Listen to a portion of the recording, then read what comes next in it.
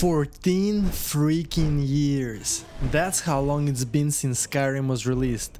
Since 2011, there's been nothing quite like it. It's strange. Skyrim is probably the most commercially successful RPG ever made, yet it feels like nobody has dared to build on its formula since. Even Bethesda. All we've had is that single teaser trailer from 2018 promising Elder Scrolls 6, and then silence, until now.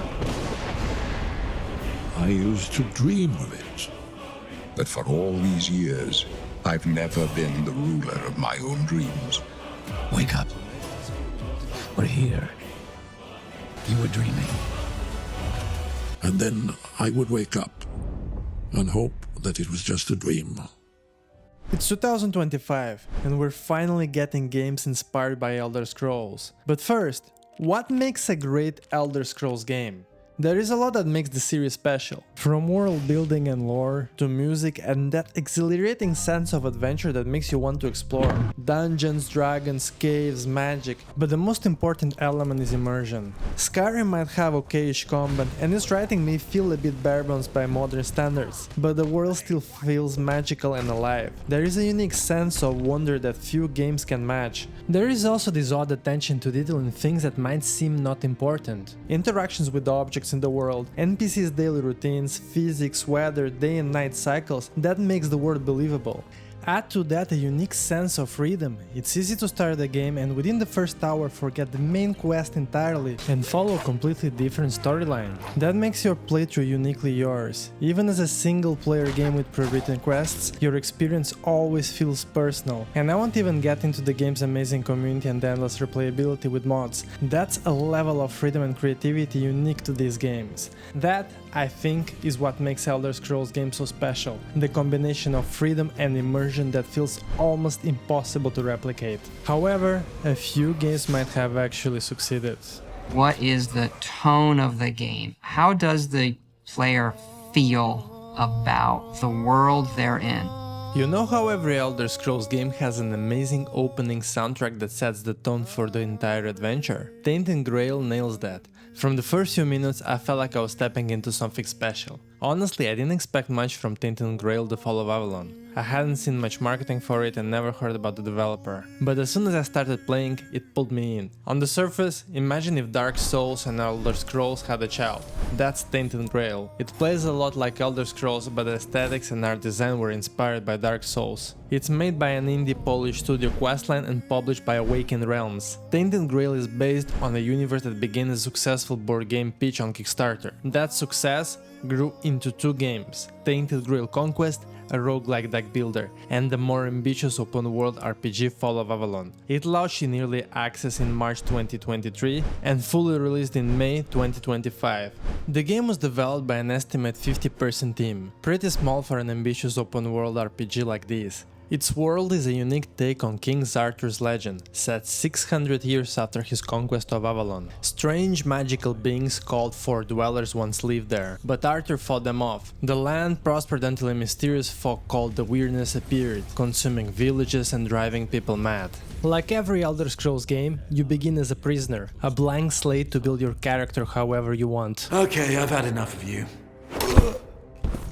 Dialogue choices carry weight, exploration is rewarding, dungeons feel unique, overall it just feels good to play. The NPC animations are a bit simple, but they don't really break immersion. Despite the rough edges, it's a solid first-person RPG. Act 1 is definitely the most polished. And yeah, there are bugs and performance issues here and there, especially on consoles, but the devs are pushing monthly patches. Like a true Elder Scrolls style game, it feels like an ongoing work in progress. Considering the size of the team and how ambitious the game is, I think it's fair to give them a pass for now. Within an hour, Tainted Grail had won me over. Despite its imperfections, it has a charm reminiscent of Bethesda games. Messy, clunky, but exciting. This was the first time in decades that within the first hour I felt this excitement like playing for the first time a new Elder Scrolls game. So if you're looking for something that scratches this Elder Scrolls itch, this one is definitely worth a try.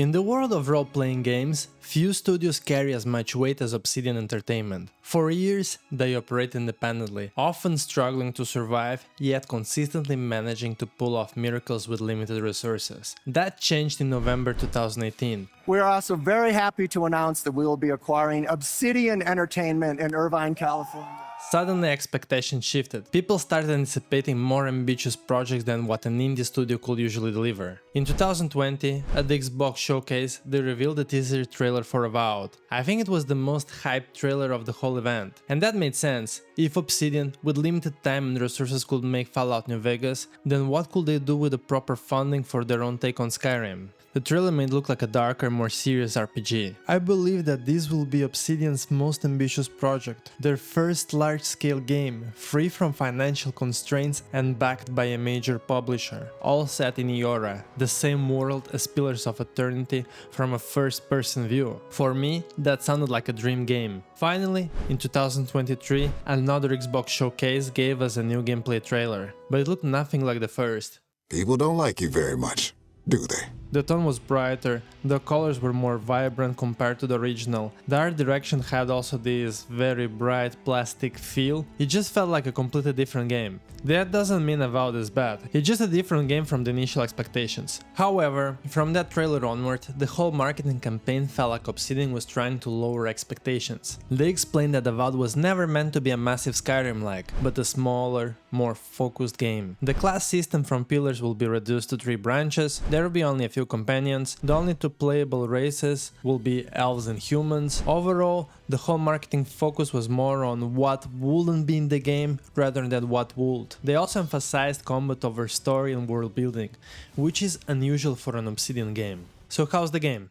It's alright, it just doesn't feel like Obsidian's most ambitious game. Avowed was originally pitched as a Skyrim-like immersive open-world fantasy RPG. But as development progressed, Obsidian shifted towards a semi-open-world design akin to the Outer Worlds. Still, because it's a first-person fantasy RPG, it's hard not to compare it with the Elder Scrolls. That said, Avowed has a lot of positive sides. Combat is fast-paced, there is some vertical exploration, and dialogue choices are alright. Avowed stands in an awkward middle ground. It isn't the Elder Scrolls like we were teased with, and it doesn't reach the narrative depth of Pillars of Eternity. Still, the game is not bad. It gets better after the first dungeon, the story picks up, and things get more interesting. Avowed can be an enjoyable game if you go in with the right expectations. Henry, get up now. There's work to be done. While most modern RPGs cast you as a chosen one, a hero, an envoy or a Dragonborn, Kingdom Come Deliverance takes a different approach. Here you're Henry, a blacksmith's son, a peasant in medieval Europe who at the beginning doesn't even know how to read. Like really, you want to read a letter? You have to learn how to read. And fighting? That's a whole other issue. Henry has no sword skills, and he isn't much of an archer either. He's just a struggling lad trying to survive in the rough world of medieval Bohemia. And that is a genius setup for an RPG. Starting without any combat skills makes the progression system incredibly satisfying. It reminded me a lot of Morrowind. You begin clumsy and weak, swinging at nothing, but over time your character grows stronger. The game started as a pitch by Daniel Vavra, who wrote and directed the original Mafia. Some time ago I realized that at the big publisher I used to work, there is very little chance that I will be ever able to make a game that I always wanted to make. I decided to quit my well-paid job and started a new company called Warhorse to develop an open-world,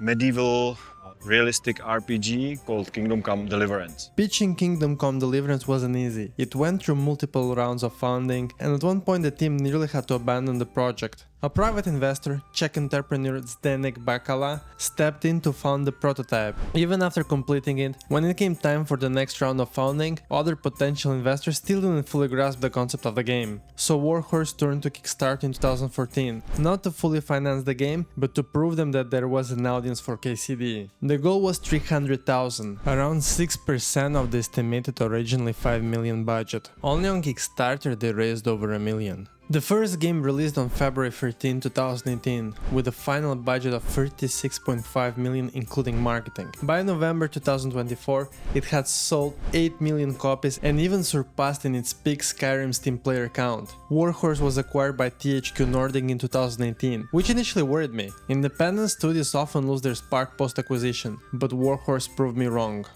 But now we can finally show you Kingdom Come Deliverance 2.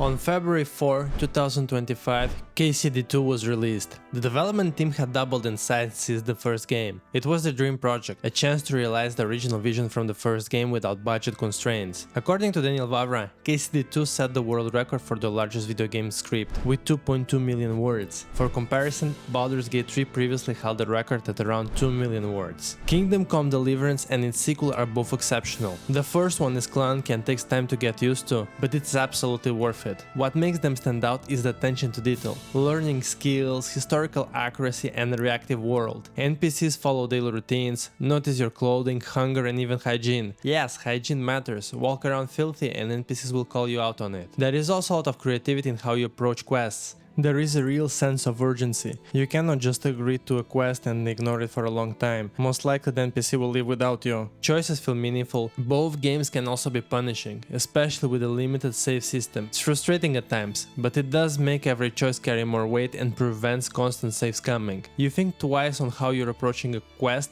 because there is no easy way to rewind if you make a mistake. In terms of production quality, the sequel is a big step up. Better presentation, bigger world, and smoother gameplay, while keeping the same core design that made the first game special. KCD might actually be the series Bethesda should be watching. It has a living, breathing world and still manages to deliver a cinematic presentation, something Bethesda has always struggled with. For those seeking an Elder Scrolls-like experience, the main caveat is that you can create your own character. No matter what, you're always telling Henry's story, but it's a great story. If realism and the absence of magic aren't your cup of tea, if Tainted's Grail Grimdark feels a bit too much, and Avowed doesn't quite scratch that Elder Scrolls itch, then there is only one game that can fill in this Skyrim void.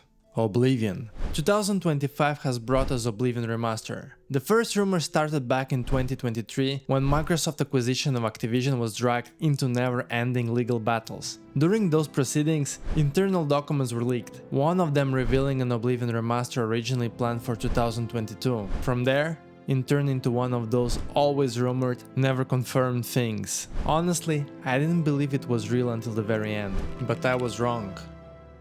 I have seen the gates of oblivion, beyond which no waking eye may see. In April 2025, it dropped out of nowhere. No announcement, no hype cycle, just it's out now. Oblivion was back. It was developed by Virtua Studio, the same studio behind Dark Souls Remastered. And really, it's the same Oblivion we remember, just dressed up in Unreal Engine 5. Underneath, it's still Bethesda's old engine, but with a new layer of tech that makes it look surprisingly modern. At first glance, I thought it was the best looking Elder Scrolls to date, and in some way it is, but looking closer it feels like a bit of a too faithful remaster, right down to the bugs. Quests still break, NPCs still act weird or drop dead randomly. The quests are still some of Bethesda's best. There is something that I like it much more than Skyrim: magic.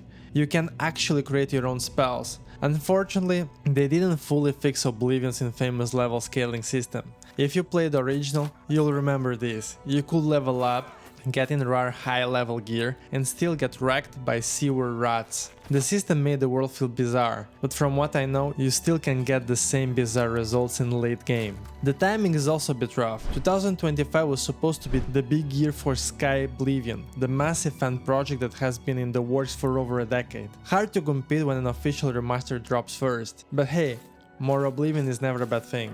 So yeah, it's Oblivion in 2025. It's a great nostalgic trip back to Cyrodiil, a faithful remaster with an impressive graphical overhaul that lets you experience Oblivion all over again. And if you haven't played the original yet, this is the best Oblivion version available today. Speaking of Skyrim, the game is still thriving and even surpassing Bethesda's latest release, Starfield, in concurrent player count. Hundreds of mods are still being created, giving the game endless replayability. Some mods have even grown into entirely new games, and that's a 14 freaking year-old single-player game. This is the exact kind of success Bethesda was hoping for Starfield.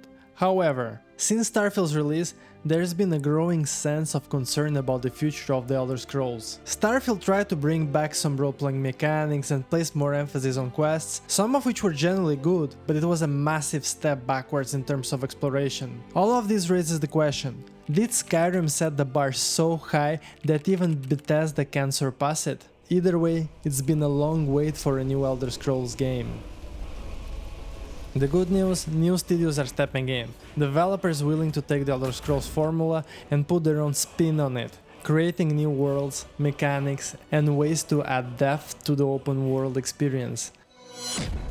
The Elder Scrolls will always be special to me. Its dreamlike world building, the magical sense of wonder, and the thrill of exploration will always pull me back to Tamriel. But maybe we don't have to wait for Bethesda anymore for a true Elder Scrolls-like experience. Bethesda once held a monopoly on this kind of open world RPG for decades. Not anymore. I'm gonna make video games and everyone's gonna play them. Like, you dork. Go back to the chess club. Who's laughing now? Yes, I was in the chess club.